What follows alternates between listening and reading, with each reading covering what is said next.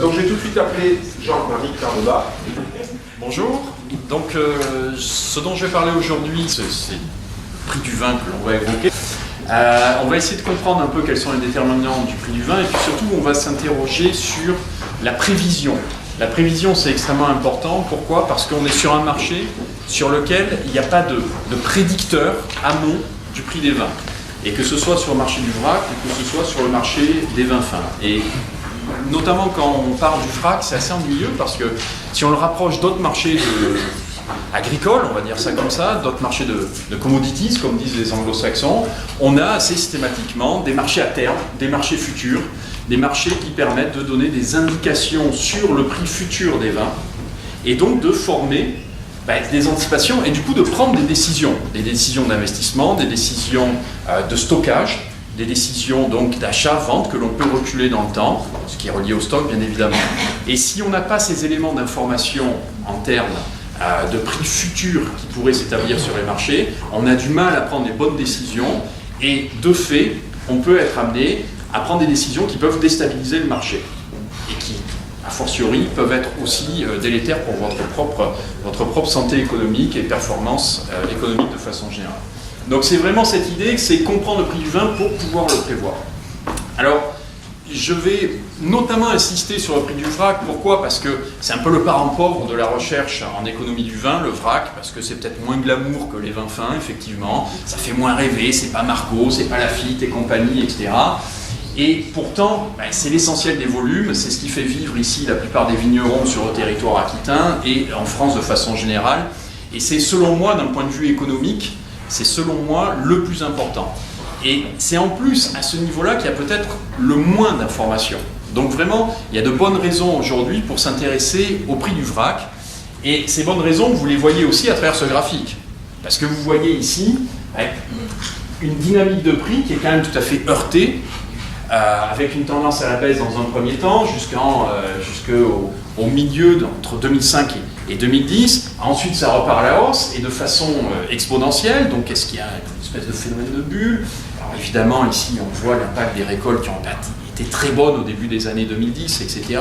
Donc, on commence à comprendre les déterminants en termes de récolte, mais il y a aussi des déterminants en termes de demande. Donc, il y a l'offre, la demande qui vont se mêler, et tout ça, il faut le prendre en compte dans un modèle qui va manier ces équations simultanées d'offre et de demande.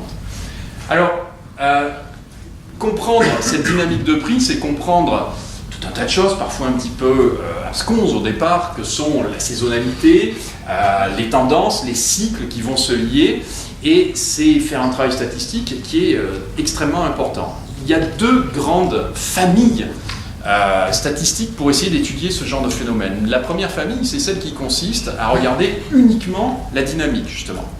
Uniquement ces dynamiques de prix. La seconde famille regroupe toutes les méthodes qui vont s'intéresser aux déterminants profonds. Justement, la récolte. La récolte, elle est liée à la météo. La demande d'un autre côté, la demande française, la demande étrangère. Et puis, les concurrents. Que font les concurrents en matière de prix ? Qu'est-ce qu'ils ont en matière de récolte eux-mêmes, etc. Donc, on va essayer d'expliquer de façon logique le prix.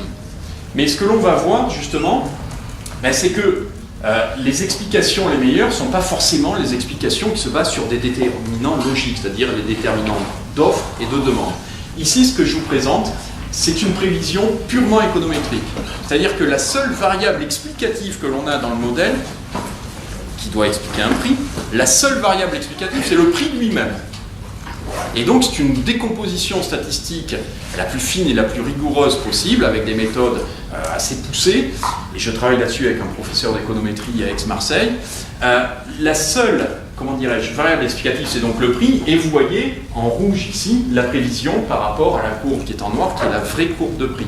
Et on obtient des prévisions qui sont franchement assez étonnantes, qu'on a présentées au CIVB notamment, mais qui ont quand même un gros problème, c'est qu'elles ne permettent pas d'anticiper des chocs.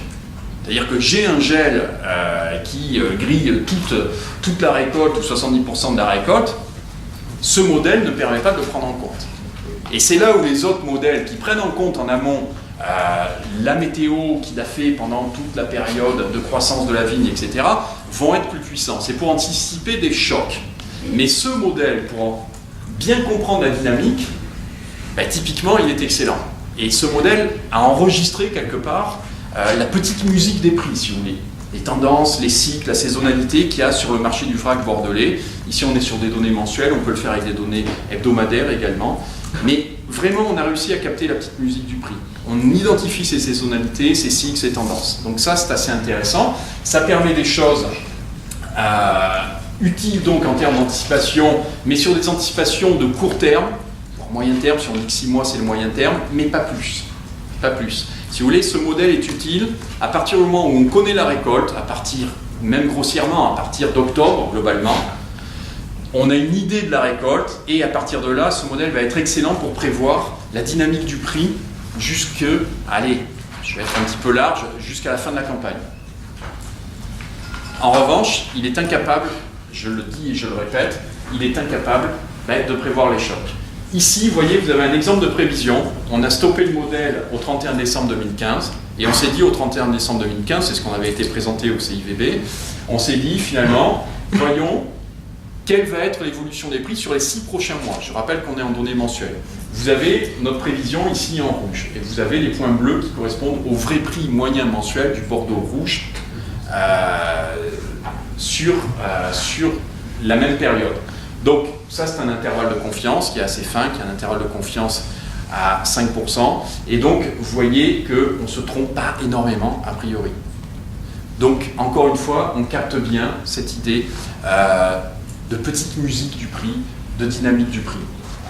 Donc c'est un aspect intéressant, mais ce que l'on veut faire maintenant et ce sur quoi on travaille, c'est un travail qui est mené parallèlement, que j'ai initié avec un de mes thésards, qui est financé par Lillet en l'occurrence, et il travaille sur l'intégration à l'intérieur de ce type de modélisation purement économétrique, à l'intégration justement des prévisions de récolte et des modèles de stockage. Il a développé un modèle de prévision de récolte en lien avec l'équipe du professeur Serge Delraux ici même, donc quelque chose d'assez solide, on peut l'espérer, sur le plan viticole pur. Donc voilà le travail qui est en cours. Ce travail est utile, je veux vraiment insister sur ce point, il est utile dans la mesure où les acteurs aujourd'hui n'ont pas d'informations sur la formation des prix futurs. Et ça, c'est essentiel, vraiment sur l'ensemble des marchés, d'avoir une petite idée des prix futurs pour former des anticipations. Si on s'intéresse maintenant au prix des vins fins, alors beaucoup de travaux ont été menés sur le prix des vins fins, ça a été indirectement évoqué par Éric Girohéro par exemple, avec les méthodes zédoniques et ce genre de choses. Il y a beaucoup de choses qui existent. Nous, on a essayé de faire, alors on a fait toutes ces méthodes hédoniques, etc., c'est-à-dire on essaye de mesurer tous les attributs, j'en dirai un mot dans un instant, mais ce qu'on a voulu faire aussi avec une autre étudiante en thèse que je dirige, c'est d'intégrer des déterminants macroéconomiques, parce qu'il y a un graphique qui est extrêmement troublant, c'est celui-ci. Il y en a un autre qui est très troublant aussi, c'est qu'à partir, globalement, de la moitié des années 2000, on a une évolution de l'indice de prix des vins fins de référence aujourd'hui, qui est l'indice Livex à Londres, que vous connaissez sans doute. On a quand même l'évolution de cet indice de prix des vins fins qui est très corrélé, pour ne pas dire presque parallèle dans une certaine mesure, avec l'indice boursier chinois. Et on pourrait aussi calquer la croissance du PIB chinois, tout bêtement. Il suffit de faire un changement d'échelle ensuite et calquer le prix des vins fins, l'indice de prix des vins fins, et on se rend compte qu'on a quelque chose qui évolue dans le même sens. Et ça nous fait bien comprendre ce qu'on savait déjà, c'est-à-dire que c'est vraiment un marché de demande ici. C'est la demande qui fait évoluer les prix, beaucoup plus cette fois-ci que la récolte et ce genre de choses. Ou la météo qui va agir sur la qualité aussi a un impact, mais globalement, ce qui domine tout, une fois qu'on a sacralisé Parker, et on s'aperçoit que finalement c'est plus la demande chinoise et le PIB chinois qui compte que Parker finalement. Et c'est une conclusion qu'on veut essayer de retirer ici de nos travaux. Bien, donc les méthodes classiques pour le prix des vins fins, c'est décomposer le prix en différents attributs, ces méthodes zédoniques, j'en ai parlé, et là aussi, on va évidemment prendre en compte la météo, ce genre de choses, etc. Il y a beaucoup d'informations qui sont redondantes ici. Il y a un professeur à Princeton qui s'appelle Orly Aschenfelter qui avait dit globalement, moi je peux vous prévoir ce que va dire Parker à partir du moment où j'ai les données météo, je sais ce qu'il va dire. Donc il avait fait un petit exercice de prévision avec un certain nombre de mots-clés, full bodied wines, etc., etc. Et en fonction, il prenait vers la météo, il faisait une prédiction des mots-clés utilisés par Parker, ça marchait assez bien. Parker n'aimait pas beaucoup Orly Aschenfelter, et réciproquement, et ça continue d'ailleurs. Donc peu importe. Mais pour vous dire, voilà, on a toutes ces variables très classiques. Aujourd'hui, la question, Parker s'est retiré du marché. La question, c'est un petit peu qui va le remplacer et comment nous, économistes, on va essayer éventuellement d'aider les châteaux à faire des pricing assez précis sur la base de ces modèles au moment des primeurs. Parce que là aussi, la question, elle est là. Et il arrive un moment où le propriétaire d'un château ou le directeur technique, il est confronté à peu près à la même problématique que celui qui est dans le vrac. C'est quoi cette problématique? C'est de dire finalement, quelle quantité je vais lâcher sur le marché et à quel prix? D'accord? Bon, ça, ce type de modèle sont des outils d'aide à la décision. Ça vaut ce que ça vaut. Il ne faut pas non plus sacraliser ce type de modèle. Hein. Attention, les économistes sont connus pour se tromper assez régulièrement. Donc, il faut être quand même tout à fait humble vis-à-vis de ce type de modélisation, mais c'est un outil parmi d'autres. Parce que jusqu'à présent, quand même, que fait un directeur technique? Il lève un peu le doigt, il prend le sens du vent, il regarde ce que fait machin, ce que fait truc en matière de prix, en espérant qu'il va se déclarer avant, il regarde quelle note il a effectivement par les critiques, et puis il se dit, ce millésime, il ressemble bien à du 2008 quand même. Donc en 2008, on avait fait quoi? Et sachant qu'en 2008, il avait dit, ça ressemble bien à du 95, et qu'est-ce qu'on avait fait en 95? Alors je dis n'importe quoi, je vais peut-être vous heurter, mais... vous voyez bien ce que je veux dire. Donc il y a beaucoup d'empirisme. L'empirisme, ça a du bon, mais parfois mettre quelque chose d'un tout petit peu plus construit sur le plan théorique et économétrique peut être utile. Donc du moins on l'espère. Juste, et je ne peux pas résister à ce plaisir parce que Guillaume Fourcade est ici, l'équipe de Wine Services, une partie, mais la plus éminente est ici, me semble-t-il. Mais sans parler du rôle des experts. Le rôle des experts est effectivement extrêmement important sur le marché des vins fins, ça vous le savez, je l'ai dit, je le redis, il y a eu Parker. L'idée avec Wine Services a été à un moment donné de créer justement un score moyen de tous ces experts, parce qu'il y avait beaucoup de bruit sur les scores, donc ça c'est quelque chose que j'ai déjà présenté par ailleurs, qui existe, et vous avez un site web où vous pouvez aller voir ce type de résultats. Je crois que c'est intéressant, c'est quelque chose sur quoi Wine Services continue à travailler.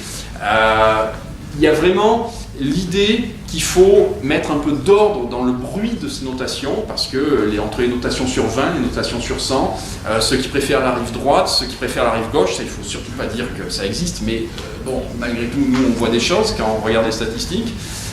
Donc, il y a un travail qui est intéressant ici, mais je crois qu'aujourd'hui il faut le dépasser ce travail, parce que la valeur des notes d'experts, elle restera, mais on est orphelin du gourou. Alors soit il y a un autre gourou qui émerge, pourquoi pas un gourou chinois, parce que quand même vous remarquerez que les gourous sont souvent issus des principaux marchés de consommation, donc pourquoi pas un gourou chinois demain. Mais surtout, je crois que le prochain gourou, c'est un être protéiforme, multiforme, c'est un être multiple, c'est le consommateur. Et quand je dis le consommateur, évidemment, j'ai une foultitude de consommateurs qui donnent son avis aujourd'hui avec des applications, avec leur smartphone, avec tout un tas d'outils sur le web. Et je crois que la prochaine révolution, elle est là. Et nous, notre rôle d'économiste, c'est de savoir quel va être le rôle du consommateur sur la fixation des prix lorsque eux-mêmes donnent leurs avis. Et pas simplement lorsque les experts donnent leurs avis. Donc ça, c'est un petit peu le travail de demain, je dirais. Ça nécessite de travailler sur du big data, de faire ce genre de choses. C'est pas du tout insurmontable, et encore faut-il pouvoir réceptionner l'information. Voilà, je vous remercie.